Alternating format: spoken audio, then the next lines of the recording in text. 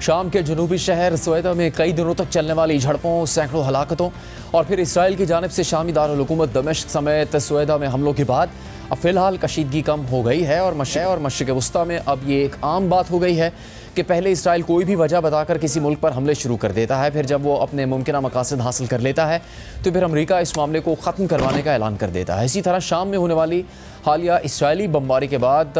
कल अमरीकी वज़ीर ख़ारजा मार्को रूबियो ने कहा कि शाम में लोगों की तारीख़ी दुश्मनियाँ हैं और इसी वजह से एक अफसोसनाक सूरत हाल और गलत फहमी ने जन्म लिया और अब हम हकीकी कशीदगी के खात्मे की जानिब बढ़ रहे हैं। अगले चंद घंटों में उम्मीद है कि इस कशीदगी को ख़त्म करने की जानिब अमली पेशरफ्त होगी।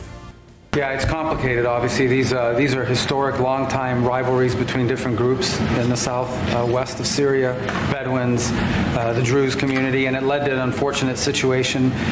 and a misunderstanding, it looks like, between the Israeli side and the Syrian side. So we've been engaged with them all morning long and all night long with both sides, and we think we're on our way towards a real de-escalation and then hopefully get back on track in helping Syria build a country and arriving at a situation there in the Middle East is far more stable. So in the next few hours we hope to see some real progress to end what you've been seeing over the last couple hours. और फिर इसके बाद शाम के जनूबी शहर सवेदा में कई रोज़ से जारी झड़पें ख़त्म हो गई और शामी हुकूमत और दुरूस कम्युनिटी की जानिब से जंगबंदी का ऐलान कर दिया गया।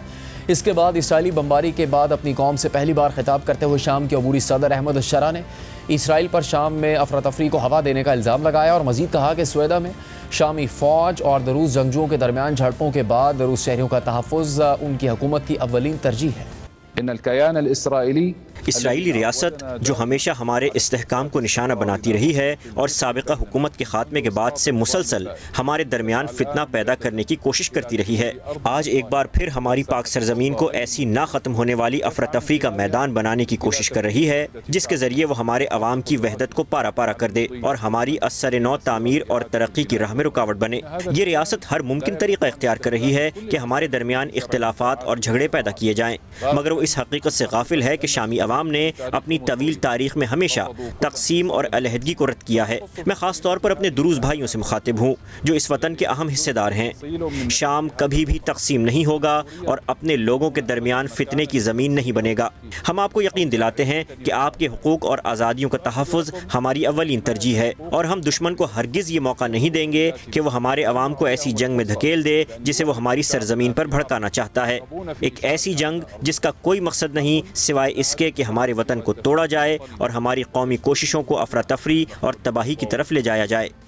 जबकि इसराइली मीडिया के मुताबिक इसराइली वज़ीर आज़म नेतन्याहू ने इस हवाले से जारी अपने एक बयान में कहा है कि हमने एक वाज़ेह पॉलिसी वज़ा की है जिसका पहला असूल यह है कि दमिश्क के जनूब से लेकर गोलान की पहाड़ियों और जबल दुरूस तक का इलाका गैर फ़ौजी होना चाहिए। दूसरा असूल यह है कि हमारे भाइयों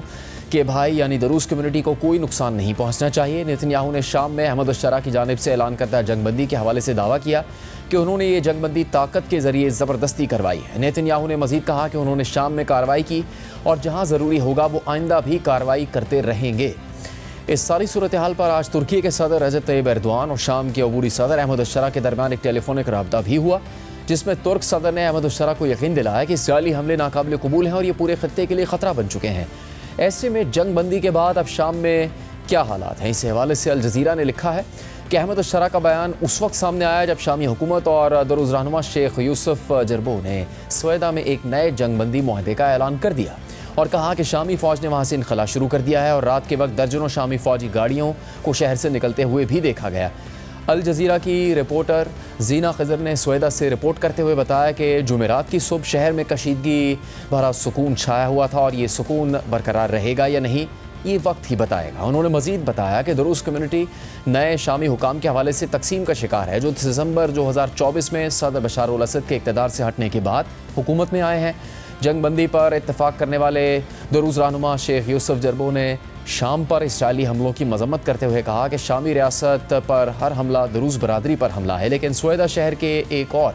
बाअसर दरूज़ रहनुमा शेख हिकमत अल हाजरी ने जंग बंदी को मुस्तरद कर दिया और वादा किया कि वो उस वक्त तक लड़ते रहेंगे जब तक सवेदा मुकम्मल तौर पर आज़ाद ना हो जाए। शाम में जंग बंदी होने के बावजूद सूरत हाल इस वक्त काफ़ी नाजुक है क्योंकि इससे पहले भी मई में इसी तरह की झड़पों के बाद जंग बंदी हो गई थी। ऐसे में हालिया झड़पें क्यों शुरू हुई और इसराइल क्यों इस जंग में शामिल हुआ,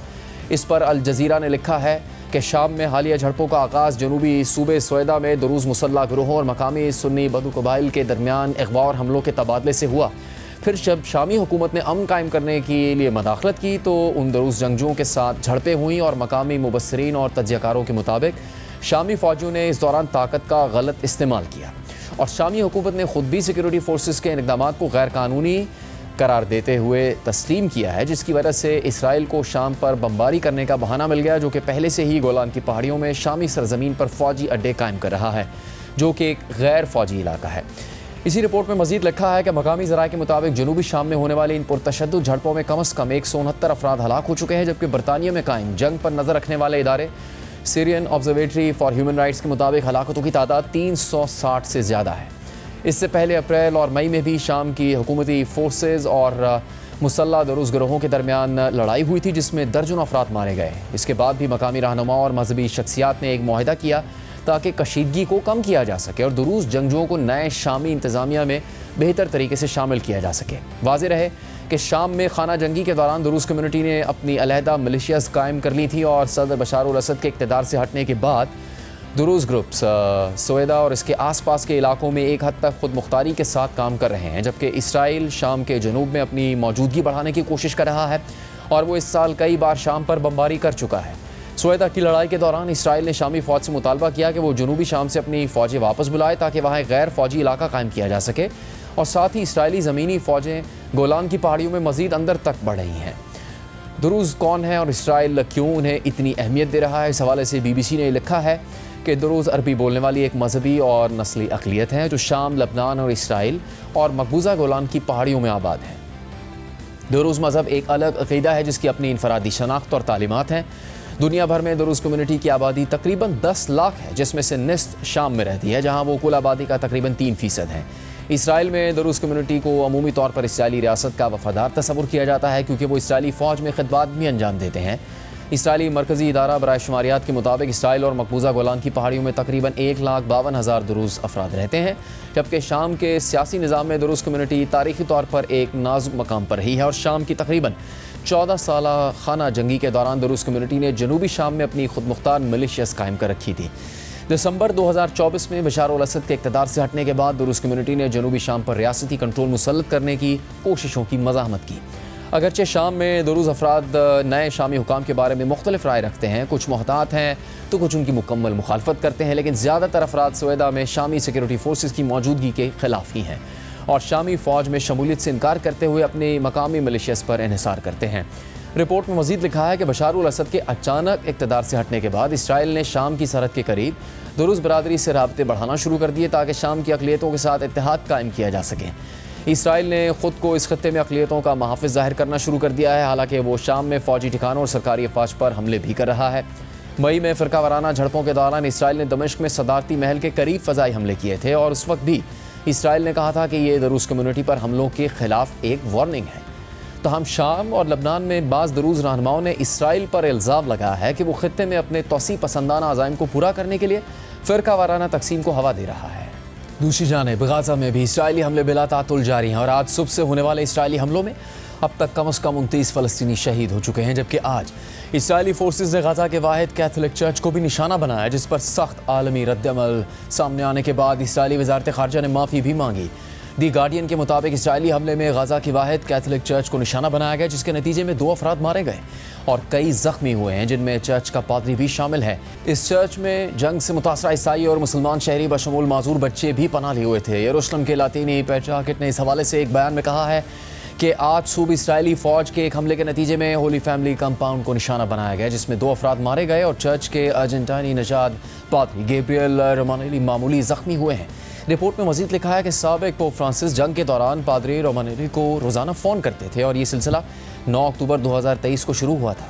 ऐनी शाहिदीन के मुताबिक चर्च को मुमकिन तौर पर इसराइली टैंक शेलिंग का निशाना बनाते रहे, जबकि ईसाइयों की सबसे बड़ी शख्सियत पोप लियो की तरफ से भी जारी करदा एक बयान में कहा गया है कि इस फौजी हमले के नतीजे में होने वाले जानी नुकसान और ज़ख्मियों की इतला पर वो गहरे दुख में मुब्तला हैं और वो गाज़ा में फौरी जंग बंदी की अपील को दोहराते हैं। जबकि इटली की वज़ीर-ए-आज़म जॉर्जिया मेलोनी ने भी इस हमले पर शदीद रद्द-ए-अमल का इजहार करते हुए कहा है कि इसराइल के गज़ा पर हमलों से होली फैमिली चर्च भी मुतासिर हुआ और इसराइल की जानिब से महीनों से जारी ये हमले नाकाबिले कबूल हैं। कोई भी अस्करी कार्रवाई इस तरह के रवैये का जवाज़ नहीं बन सकती। गज़ा के अल अहली हस्पताल के कायम मकाम डायरेक्टर डॉक्टर फाजिल नईम के मुताबिक ज़ख्मियों में एक मासूर बच्चा, 2 ख़वातीन और एक बुजुर्ग शामिल हैं, जबकि कम से कम 2 अफराद तशवीशनाक हालत में हैं। जबकि इसराइल ने भी इस हमले की तस्दीक की है और इसराइली वज़ारत ख़ारजा ने एक गैर मामूली पेशरफ्त में इस हमले पर माफ़ी मांगी है। अल जज़ीरा के मुताबिक इसराइली वज़ारत ख़ारजा ने गज़ा में चर्च पर हमले के हवाले से एक गैर मामूली इक़दाम के तहत माज़रत की है और अफसोस का इजहार किया है। इसराइली वज़ारत ख़ारजा ने सोशल मीडिया पर जारी बयान में कहा कि इसराइल गज़ा शहर में होली फैमिली चर्च को पहुँचने वाले नुकसान और किसी भी शहरी की हलाकत पर गहरे दुख का इजहार करता है। बयान में यह भी कहा गया कि वाक़े की तहकीकात जारी हैं। रिपोर्ट के मुताबिक इसराइली बयान में दावा किया गया कि इसराइल कभी भी चर्चों या मजहबी मकामात को निशाना नहीं बनाता। हालांकि जंग के आगाज़ से अब तक इसराइल दर्जनों मसाजिद और चर्चेस पर हमले कर चुका है। इस सारी सूरत हाल में जहाँ गज़ा में इसराइली जारियत बिला रोक टोक जारी है, वहीं कतर, अमरीका और मिस्र की सालिसी में जंगबंदी के लिए मुज़ाकरात भी हो रहे हैं। और कल रात को वाइट हाउस में अमरीकी सदर डोनाल्ड ट्रंप की कतर के वज़ीर-ए-आज़म मोहम्मद बिन अब्दुर्रहमान अल सानी से अहम मुलाकात भी हुई। जबकि इस मुलाकात से ट्रंप ने वाइट हाउस में एक तकरीब के दौरान गज़ा से मुताल्लिक़ कहा था कि हमारे पास गज़ा के हवाले से अच्छी खबरें हैं, ताहम उन्होंने कोई तफसील नहीं बताई। जबकि इसी तकरीब में मौजूद मशरिक़ वस्ता के लिए उनके खुसूसी नुमाइंदे स्टीव विटकॉफ ने सहाफ़ियों को बताया कि दोहा में होने वाले मुज़ाकरात मुस्बत अंदाज में आगे बढ़ रहे हैं। ये बयानात ऐसे वक्त में आए जब गज़ा में जंगबंदी और इसराइली यरगमालियों के तबादले के हवाले से बातचीत फैसला कुन मरहले में दाखिल हो चुकी है और फ़रीक़ैन के दरमियान मुआहदा तय पाने की उम्मीद बढ़ रही है। इस हवाले से टाइम्स ऑफ इसराइल के मुताबिक एक सीनियर इसराइली ओहदेदार ने बताया कि इसराइल और हमास के दरमियान कैदियों के तबादले का मुआहदा होने का इम्कान अब काफ़ी ज़्यादा है। जबकि सालिसी की कोशिशों में शामिल 2 ज़राए ने बताया कि एक नया मौका सामने आया है, क्योंकि इसराइल ने ज़ेर बहस 60 रोज़ा जंगबंदी के दौरान गज़ा में अपनी फ़ौजी मौजूदगी को नुमाया तौर पर कम करने पर आमादगी ज़ाहिर की है। इसराइली ओहदेदार ने सहाफ़ियों से बात करते हुए कहा कि उन्हें यकीन है मुआहदा मुमकिन है। यह आसान नहीं, क्योंकि हमास के साथ मुज़ाकरात ना मुख्तसर होते हैं ना ही आसान, और कोई हतमी वक्त नहीं बता सकता, लेकिन यह मुआहदा मुमकिन है। जबकि एक अरब सफारतकार और सालिसी कोशिशों में शामिल एक दूसरे ज़रिए के मुताबिक इसराइल ने गज़ा से जुज़वी इनखला के हवाले से अपनी सख्त शराइत में नरमी कर ली है और ये तब्दीली ट्रंप के खुसूसी नुमाइंदे स्टीव विटकॉफ के शदीद दबाव के बाद मुमकिन हुई है। वाज़ेह रहे कि इस मुआहदे की राह में सबसे बड़ी रुकावट इसराइल की जानिब से फ़ौजी इनखला के हवाले से सख्त मौक़िफ़ था, लेकिन अब उसमें नरमी के बाद जंगबंदी मुआहदे के इम्कानात मज़ीद रोशन हो गए हैं। अरब सफारतकार और दूसरे ज़रिए के मुताबिक स्टीव विटकॉफ के दबाव की वजह से इसराइल की जानिब से पेश किए गए नए नक्शों में अब इसराइली फ़ौज की मौजूदगी को गज़ा के जनूबी शहरों रफ़ा और खान यूनिस